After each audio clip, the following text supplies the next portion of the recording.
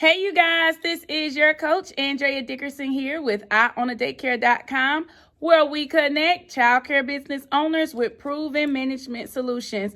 For today's proven management solution, I want to talk to childcare business owners about how to change the game by creating a 2 to 4 week orientation process in your childcare business.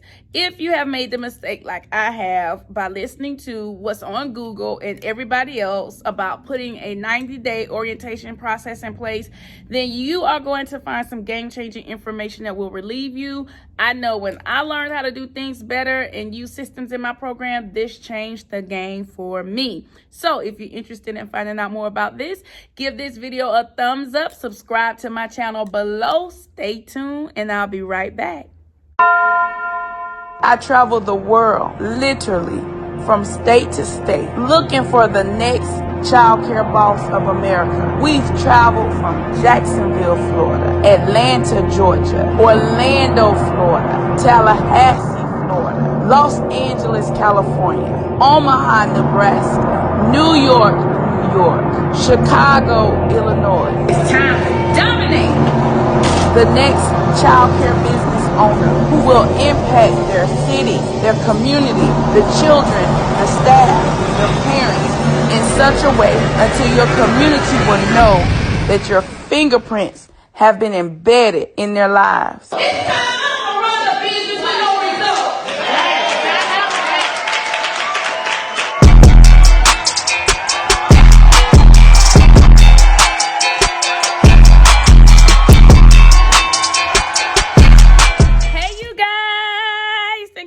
For staying along with me. Hey, I'm so excited. We are coming to a city near you. Drop your city below where you would like for us to bring our conference. You all know that we host one of the largest childcare conference of its type in the world. And we want to make sure that you come and receive some game-changing information. As a matter of fact, 2022 is going to be even bigger.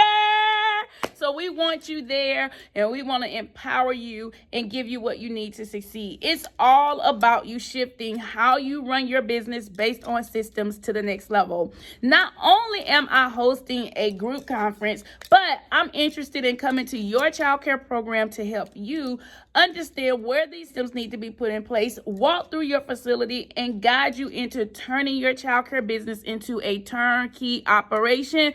I did it. I'm coming on tour so that I can show you how. Well, all right, let's get into our video today. Many of you are doing your orientation the old way. Well, either you have systems in place and you're doing orientation, or you're doing orientation the wrong way, or you're doing orientation the old way. And I want to help you wherever you are on this spectrum, okay? So what I want you to do is to understand that your orientation can last anywhere from 2 to 4 weeks as long as you cover these 7 steps throughout your orientation process. Now, your orientation process begins immediately as you have decided that you want to hire somebody and bring them onto your team. Now, let me tell you why I have discovered in my own experience. No one has taught me this. This is not in somebody else's textbook. This is only a part of my Jumpstart Blueprint program because it's the way I run a turnkey operation. So in my experience, I used to get written up by the state like every time they would come out. I had this consultant. It was like all she wanted to do was to dog me out on my staff files. I was like, can you find anything else? But no, of course not. So she will always ask me for particular staff files, go through the files. Something was missing, something wasn't signed, something wasn't initialed. So that always continued to have me get written up on my reports. And I was like, why are they writing me up on these reports that parents can see when it should be about things that's happening with the children? So, step 1 of your new hire orientation process. This step includes you having your new hire staff file with you upon the interview process. So, this file contains all the paperwork necessary as if you were working with a person that was already employed, but all the forms are there although they're not employed. The reason being is because from the interview process throughout the reference check process, these documents are readily available so that I don't have to scram and look, like pull in my application questions from here or my interview questions from here, and then pull in my reference questions and just scrumming around before interview. No, that packet is already together, it's already in order, and it's ready for me to execute. So that saved me time and loads of searching, trying to find these documents. So that was the first step I did. I made sure that I had this new hire staff file together.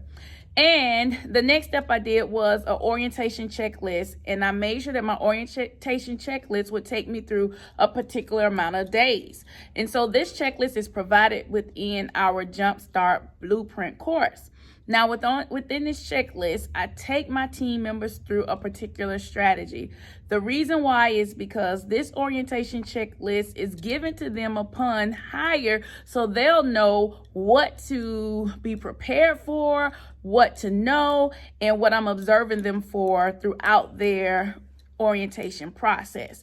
Next, I had my new hire safety training readily available. So my state requires that team members who are working in the classroom have a particular number of credit hours before going into the classroom.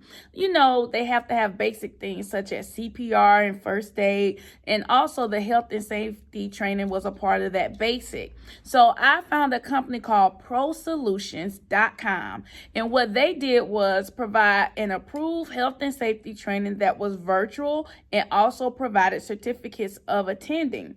So now I provide this in a new hire direction form. This new hire direction form is what I present to my new hires to let them know what steps they need to take to be sure that these items are completed and readily available. As a matter of fact, once I present a person with the job offer letter, I give them this new hire direction form. This new hire direction form informs them on how to be ready for their first day of on-the-job experiences, new hiring, or what have you call it, your first day at work, okay?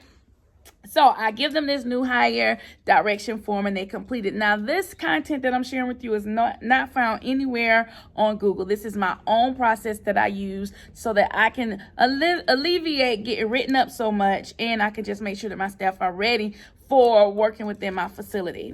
Then the next step of my orientation process was to give them a tour and documents for their work assignment. When you give them the work assignment clearly and legibly, then it allows them to know what to look forward to, not to just feel as if they're walking in your classroom and not aware. Also, when you give them a tour of your facility, that shows them where things are located so they can immediately acclimate to your environment.